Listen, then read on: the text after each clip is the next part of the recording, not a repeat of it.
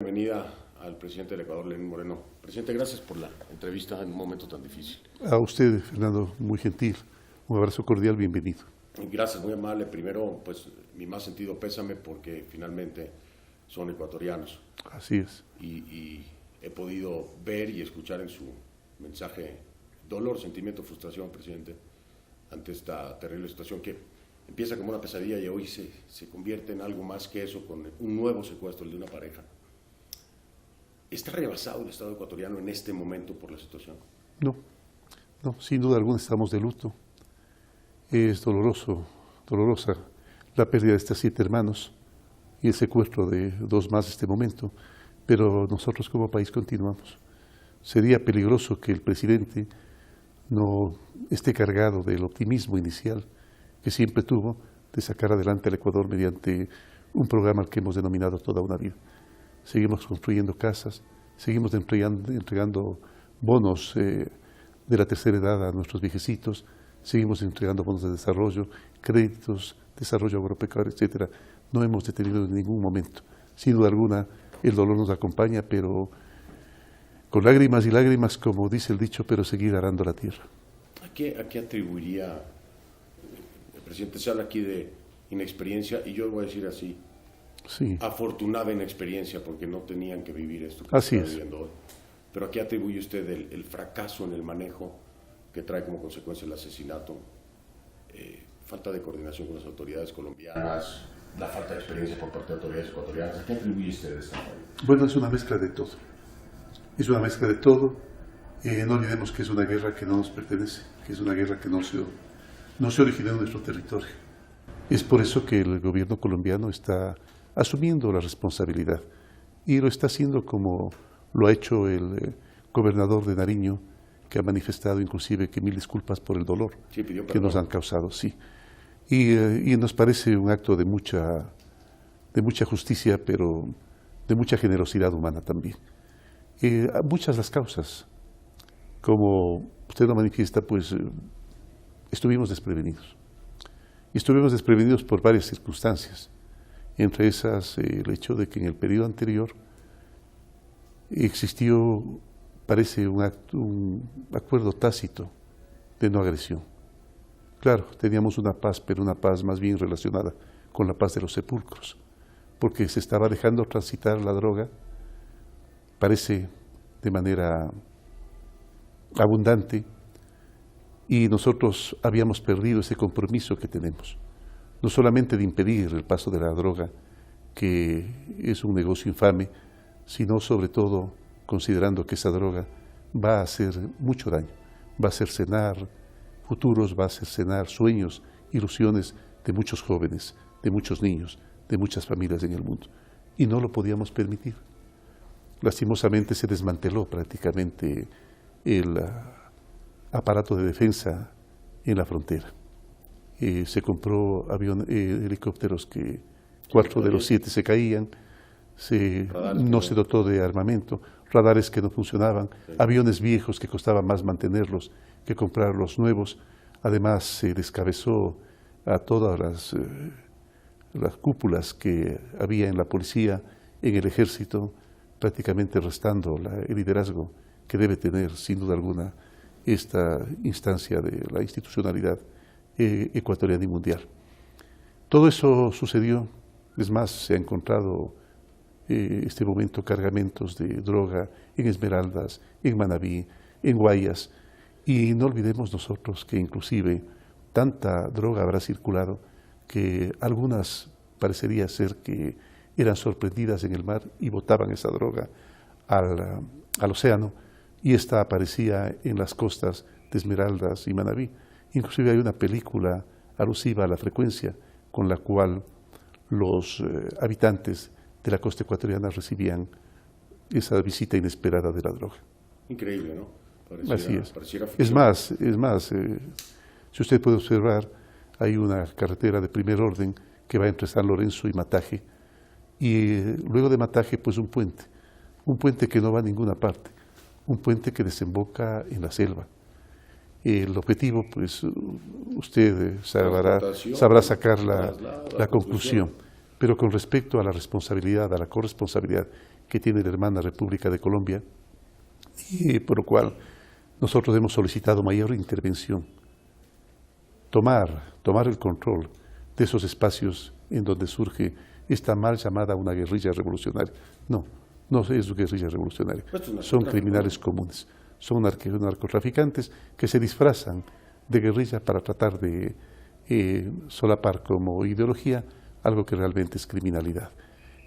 Cuando usted va al norte del Ecuador, la frontera con Colombia, a Mataje, se encuentra con que el lado ecuatoriano está sembrado de palma e inmediatamente luego el lado colombiano está sembrado de coca. Aquí hay muchas aristas. Déjeme entender primero hasta qué nivel, presidente, y cuando me habla de esta permisividad, ¿no?, en el acceso de un puente y de una estructura carretera que llega a la selva sin tener ningún... Aparentemente sin ningún oficio, claro, pero realmente... La desestructuración de las Fuerzas Armadas, el equipamiento innecesario y obsoleto. Le tengo que preguntar, el gobierno anterior, desde su perspectiva y en su conocimiento, porque están haciendo investigaciones, ¿estaba involucrado en temas de narcotráfico? No estoy puntualizando o señalando a alguien, pero el gobierno, la estructura del expresidente Correa... No lo puedo decir. Seguramente el propósito de mantener la paz dentro del territorio ecuatoriano, yo lo entiendo y quiero pensar bien, fue el que originó ese tipo de comportamiento. Pero era solamente una bomba de tiempo. Era solamente patear un poco el balón para adelante para que algún momento venga algo más terrible como lo que a nosotros estamos soportando en estas instancias. Ahora, aquí hay tema narcotráfico, pero no solamente con alias Guacho y su grupo. Expertos hablan de la conjunción del cártel Jalisco Nueva Generación mexicano, cartel del Golfo Sinaloa, mexicano, sí, el de Sinaloa también. El de Sinaloa, la cercanía y el paso por Venezuela. Es decir, ¿cómo verlo? ¿Como un gran cartel? ¿Como grupos criminales? ¿Cómo tratarlo? ¿Cómo ustedes como Estado piensan enfrentarlo? ¿Como grupos criminales o como carteles de la droga en una gran conjunción? Mire, Fernando, es un enemigo invisible. Es un enemigo cuyo principal recurso es no presentarse como un ejército regular de frente. Y muchas cosas pueden estar ocurriendo allí.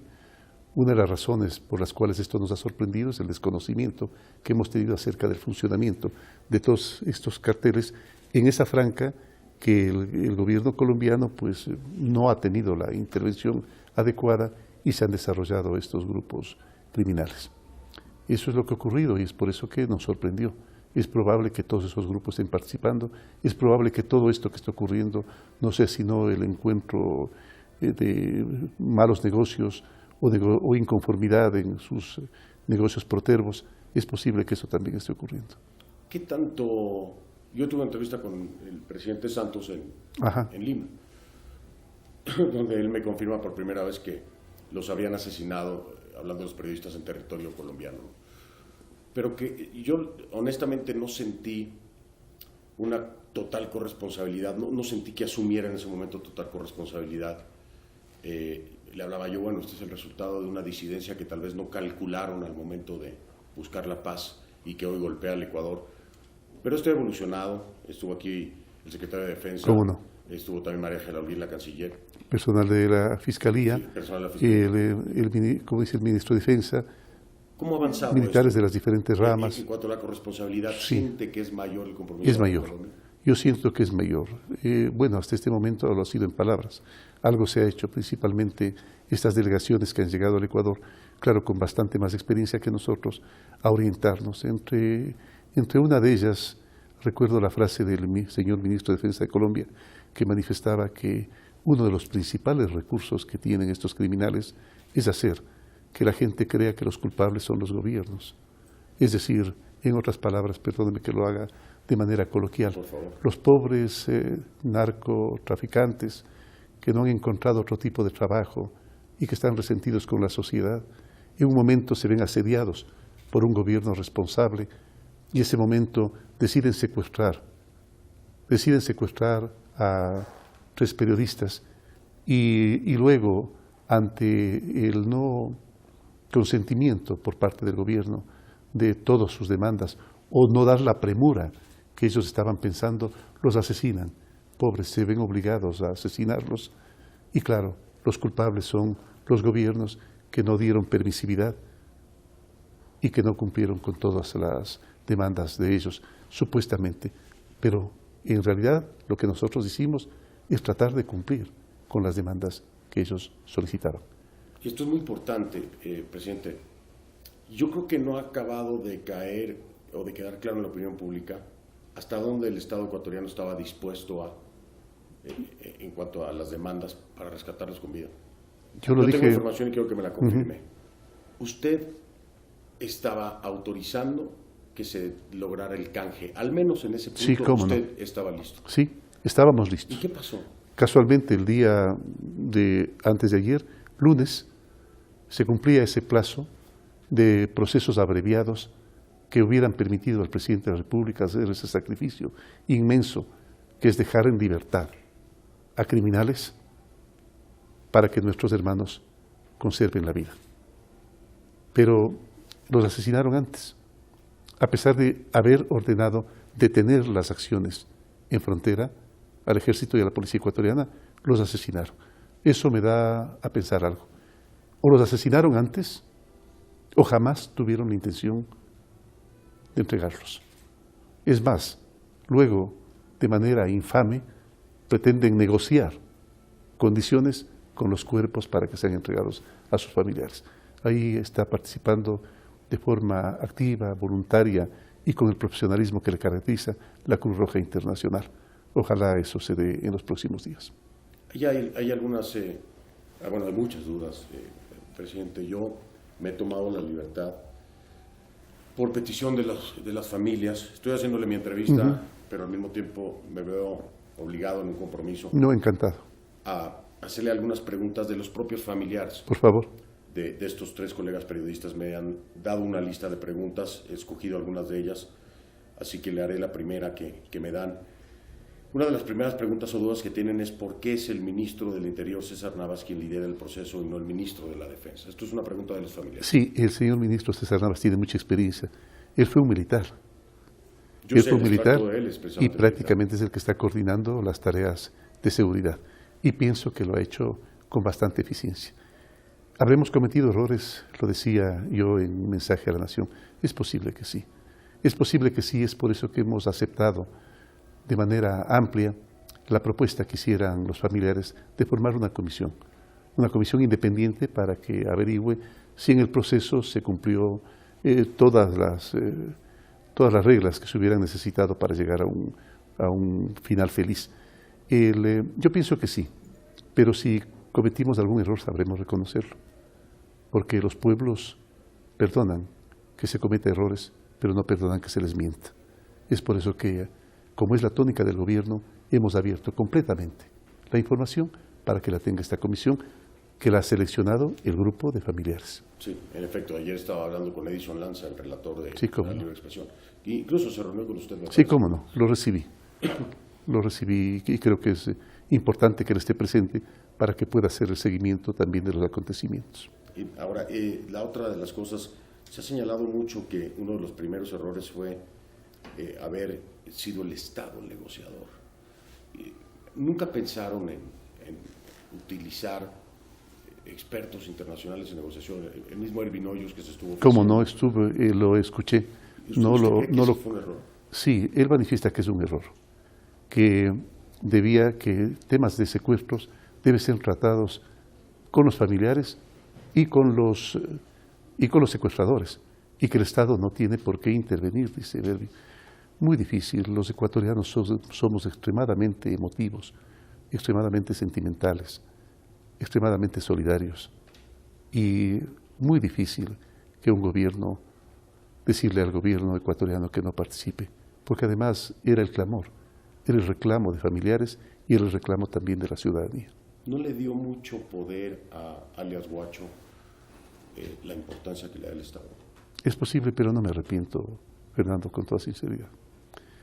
Es por eso que, y a sabiendas de que este criminal, alias Guacho, no cumplió siquiera con el compromiso mínimo que él había exigido para nosotros.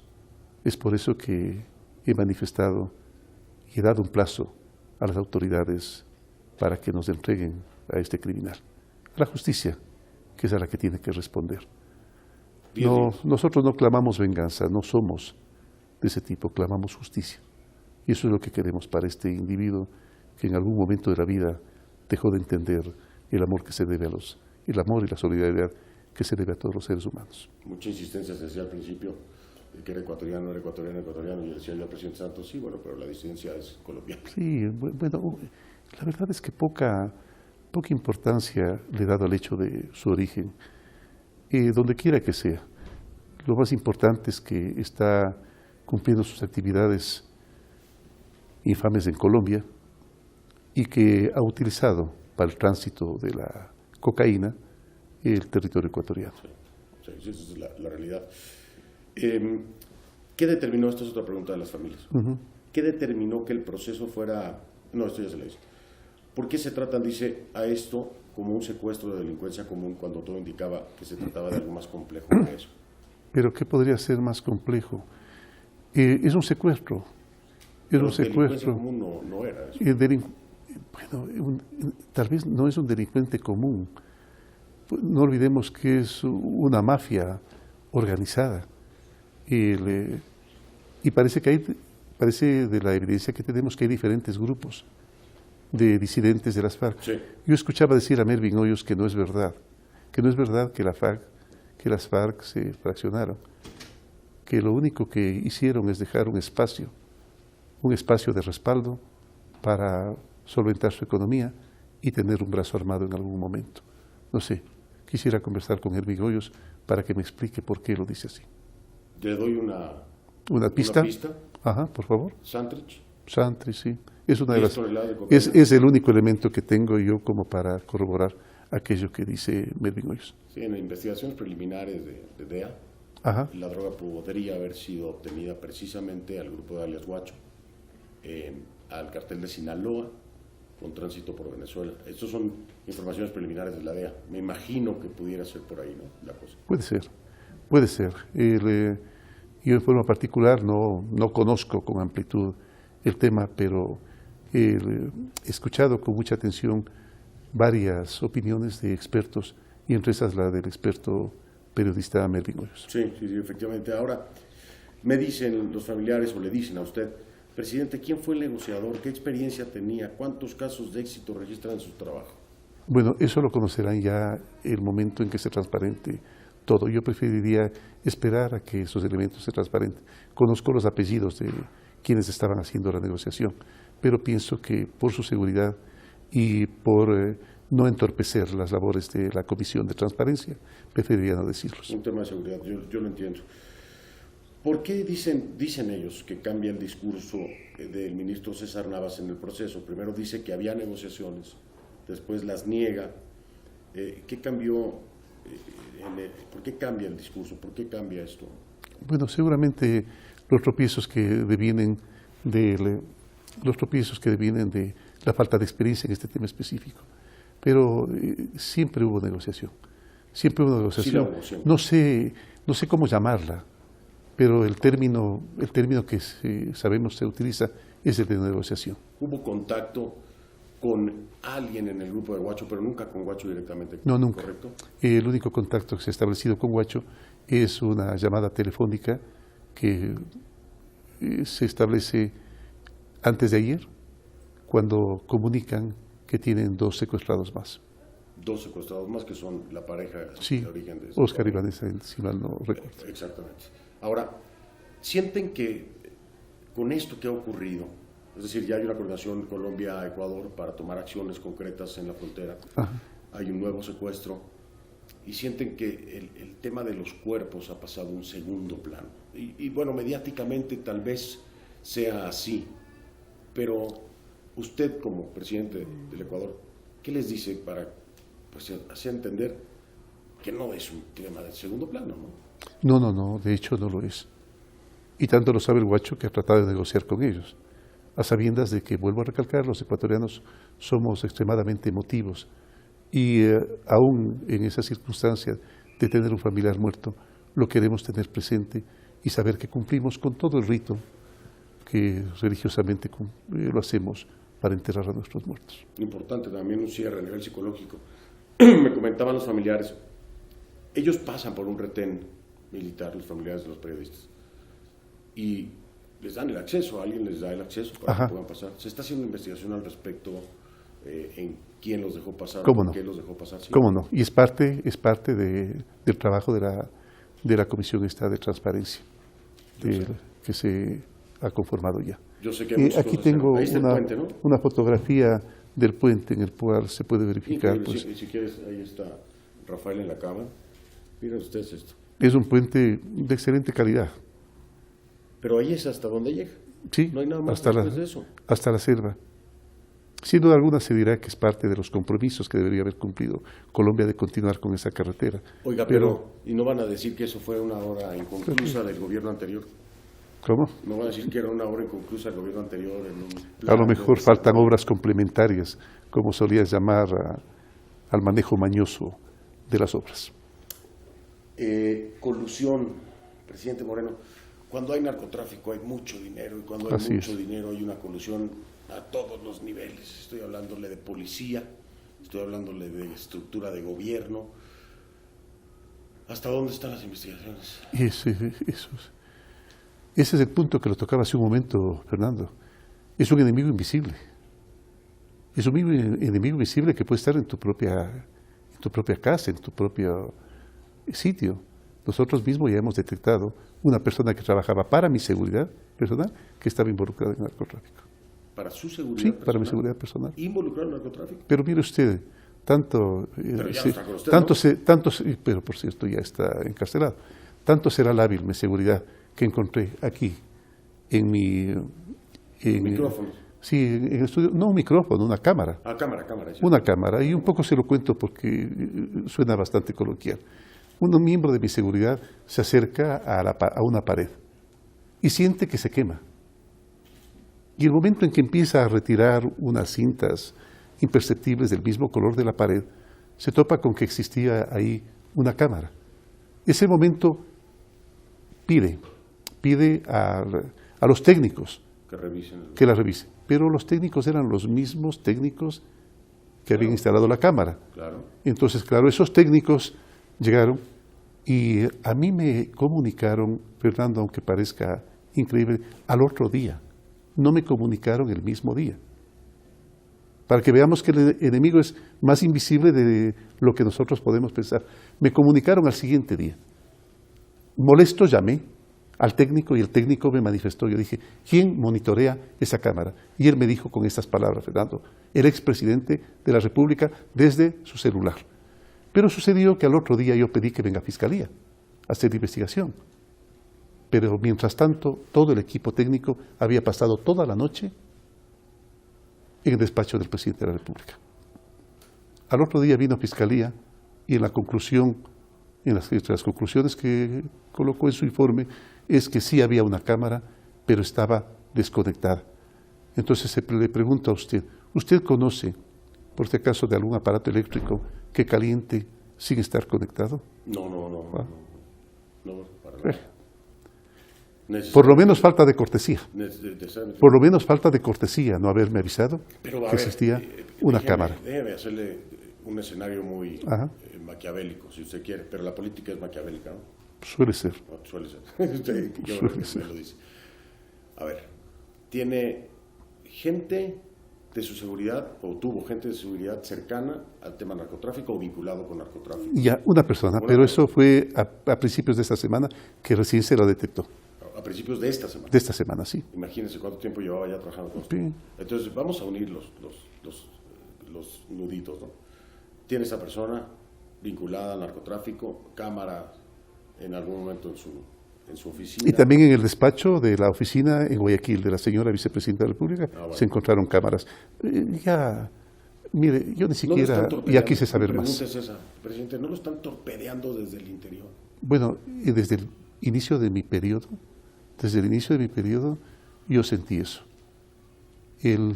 Al otro día de mi posesión, el presidente de la República, que pertenecía a mi mismo partido político, que el momento en que me fue a pedir en Ginebra que acepte la candidatura, porque caso contrario el proceso no continuaba, yo no quería ser presidente, Fernando. Soy muy poco aficionado al poder, le cuento. Soy muy poco aficionado al poder. No me atrae el poder, pero sí considero que si a un ser humano algún momento le corresponde ejercer el poder, tiene que hacerlo con transparencia, con verdad, con trabajo. Si no lo están atropellando, presidente, porque... Me he encontrado dentro con muchas personas. Esta pregunta es fuerte. Sí. ¿A quién le convendría que las cosas no salieran bien con el secuestro de los 3 colegas periodistas? Bueno, seguramente a varias personas, y una de ellas el expresidente Correa. Usted me está hablando de conveniencia. Sí, claro, de conveniencia. Porque en más de una ocasión, y ustedes los periodistas lo saben de mejor manera, siempre lo primero que se imaginan es a quién le conviene lo que está pasando. Y de allí sacan sus conclusiones. Y se lo pregunto porque la gente tiene la percepción de que hubo una falta de efectividad. Y a mí, en la percepción, me parece que había una desconexión del mensaje del presidente Moreno con el mensaje de César Navas, con el resultado que se daba y que desgraciadamente termina trágicamente. ¿No cree que...? Es posible que nos sorprendió esta contingencia. Es posible que nos haya sorprendido, pero yo realmente no encuentro mucha desconexión. ¿No? Estuvimos en permanente contacto. Sin duda alguna puede haber habido por parte de alguna persona alguna palabra que se fue más allá de los pensamientos. Pero nada más. En los actos, en los hechos y en las intenciones siempre hubo el deseo de que nuestros hermanos regresen con vida a su país. Voy con más, si le parece, de los familiares. Con los que sí, cómo no. Preguntan, ¿se realizó una incursión armada o los grupos de investigación en la zona se acercaron demasiado y causaron nerviosismo en el grupo Oliver Sinisterra, lo que trae como consecuencia? Bueno, es claro que eso ocurrió en un comienzo. Sí hubo un el momento en que a mí se me informó de que había habido demasiada permisividad en frontera, inmediatamente manifesté que eso no podía ocurrir en el Ecuador. Y seguramente eso generó el comportamiento que ya conocemos. Claro que hubo incursión armada, pero también hubo un pedido de que se detengan las acciones el momento en que sabíamos que se habían secuestrado a nuestros hermanos y que corrían peligro sus vidas. Sería la respuesta para los familiares. ¿De qué se trataba, dicen, el cerco policial que el ministro César Navas anunció el 9 de abril? ¿El cerco policial? Sí. ¿A quién, perdón? El ministro César Navas, refieren ellos, anunció el 9 de abril un cerco policial.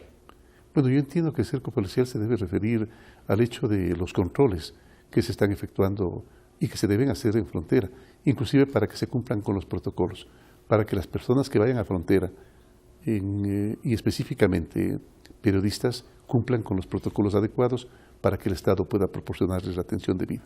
Continuarán obviamente esos operativos y sé que en este momento hay intensos operativos en Mataje, incluso teníamos la intención el equipo de ir hacia allá y nos recomendaron mejor no ir porque prácticamente iba a ser zona de guerra. Le pregunto, ¿esto es así? Bueno, es lo que nosotros hemos dispuesto, que se haga todo lo que está a nuestro alcance para capturar a este delincuente. Ahora, aquí... Y con eso no termina el problema, Fernando, creo que está claro, pero creo que es un buen signo de que estamos hablando en serio. Y aquí había también una gran confusión, no sé si se ha avanzado en esto, presidente, las fotografías, se alegaba que había otro cuerpo o había otros cuerpos, se alcanzaban a ver en la parte de arriba de una de las fotografías. Sí, las he visto, me pareció extraño. ¿Y han hecho algo? Me pareció extraño, muy difícil, no tenemos el contacto como para saber si es que son cuerpos o a lo mejor son personas que estaban reposando, qué sé yo. O sea, la gran duda que tenemos muchos es, ¿consideran ustedes la posibilidad de que no sean ni siquiera solamente una pareja secuestrada, además de los colegas periodistas ya después asesinados, sino que haya más personas en su poder y que, de acuerdo a la reacción del gobierno ecuatoriano, vayan negociando? Es decir, Fernando, ahí a las personas. El momento en que uno se enfrenta a una circunstancia, a una contingencia como esta, sin duda la imaginación, la creatividad trabaja intensamente. Usted hace un momento me decía, ha dormido, yo dije, no muy bien que digamos. Y precisamente todo ese tiempo uno lo utiliza en generar escenarios, muchos sin duda alguna irreales, pero de a poco más o menos va formándose un escenario probable, que es a lo máximo que podríamos aproximarnos. ¿Cuáles son los escenarios que...? El escenario probable es que fueron asesinados tal vez antes de que se comunique de su muerte, bastante antes de que se comunique su muerte. ¿El peor escenario, presidente Moreno, está por venir? ¿O de aquí en adelante piensa? Nosotros hemos sido secularmente un país de paz, un país de unidad, y así es como nos van a encontrar, unidos. Y nosotros no vamos a atemorizarnos, porque si bien es verdad, somos un pueblo conocido por su mansedumbre, pero que nadie interprete esa mansedumbre como que es tolerancia y falta de identidad con lo que se debe hacer en estos momentos duros. Sabemos también dar respuesta contundente y estamos unidos por esa paz que anhelamos retorne pronto a Ecuador.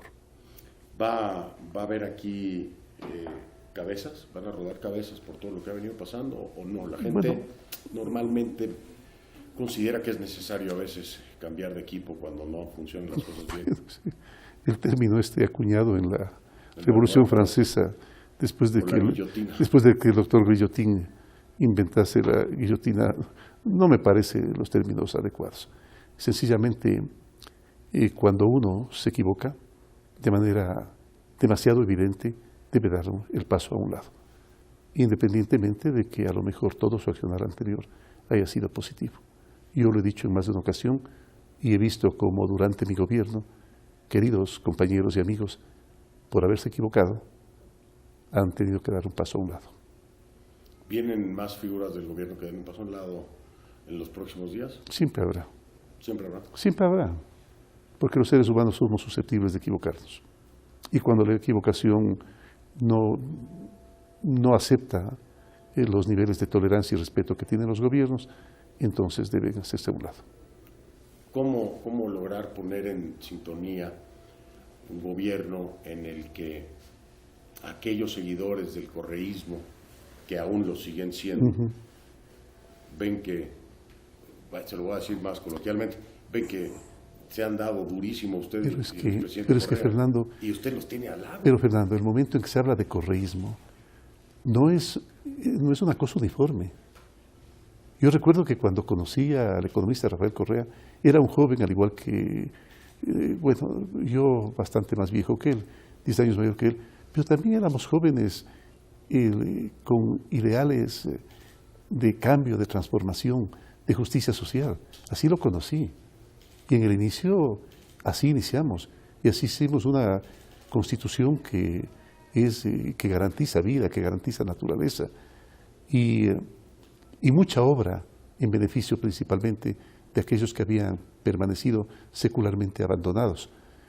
Pero hacia el final, hacia el inicio del último periodo, cuando yo viajé a Ginebra como enviado especial de Naciones Unidas, yo todavía dejé una persona que creía en ello, que creía en la transparencia, que creía en la no protección de la gente corrupta, que creía en la no reelección indefinida, que creía en la no perennización en el poder. Es la perennización del poder la que crea alrededor de las personas un círculo oscuro, siniestro y corrupto, y lastimosamente eso es lo que se dio en la última etapa. Entonces no es una línea continua, no es una línea continua, o sea, hay una parte buena, rescatable, que siempre uno debe llevar en el corazón, pero hay otra parte siniestra, hay otra parte en la que lastimosamente el deseo de conservar permanentemente el poder pierde a la gente. Yo más de una ocasión cito el caso del Nibelungo Golem, que después de que descubre el anillo que da el poder, que inclusive se recrea magistralmente en El Señor de los Anillos. El Nibelungo, en la tetralogía de Wagner, encuentra el anillo. Y claro, eso le da un poder inmenso, pero un poder siniestro. ¿Por qué es siniestro? Porque le hace olvidar la capacidad de amar.